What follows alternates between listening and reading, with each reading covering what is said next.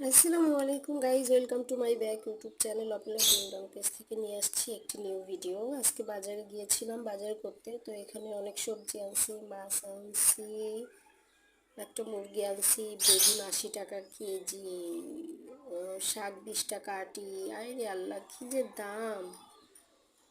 তো এখানে বড় কথা হচ্ছে, আজকে আমি ডিম আনছি 1 কেজি। তো আবার ডিম ভাঙছে, এমন ভাঙা রে ভাই, কপালই ভাঙা। তো ডিমের কথা কি বলবো, ডিম তো মুরগিতে পারে, নিজের কপালটাই ভাঙা। তো দেখেন, আমার ডিম প্রায় 8 থেকে 9টা ডিম ভেঙে গেছে। কি অবস্থা! আরে ডিমের জন্য যে কি কষ্ট হইতেছে আমার।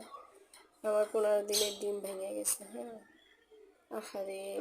তো দেখলে আমি আজকে মানে সিএনজি ওয়ালারে বলতেছি, ভাই ডিমটা ভালো করে রাখেন। উনি বলতেছে আমার কাছে দেন, আমি রাখি।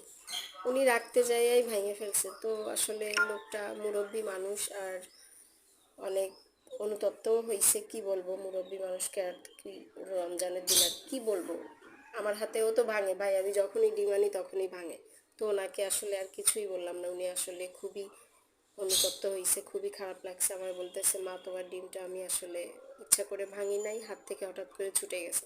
তা আমি বললাম, আঙ্কেল ঠিক আছে, সমস্যা নাই, আমার হাত থেকে ছুটে না, আমার হাতে থাকতেই ভাঙে। আর আপনারে কি বলবো, ঠিক আছে, যাই হোক, কপালে যা আছে তাই হইলো আজকে।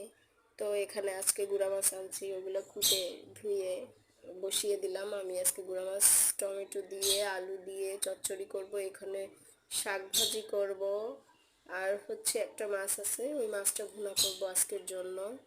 তো আর কি বলবো, বলার কিছুই নাই। ডিম ভাঙা কপাল আজকে আমার। ভালোই লাগলো, তারপরও রিজিকে যা আছে তাই, আল্লাহ ভরসা। এটা নিয়ে আফসোস আর করার দরকার নাই।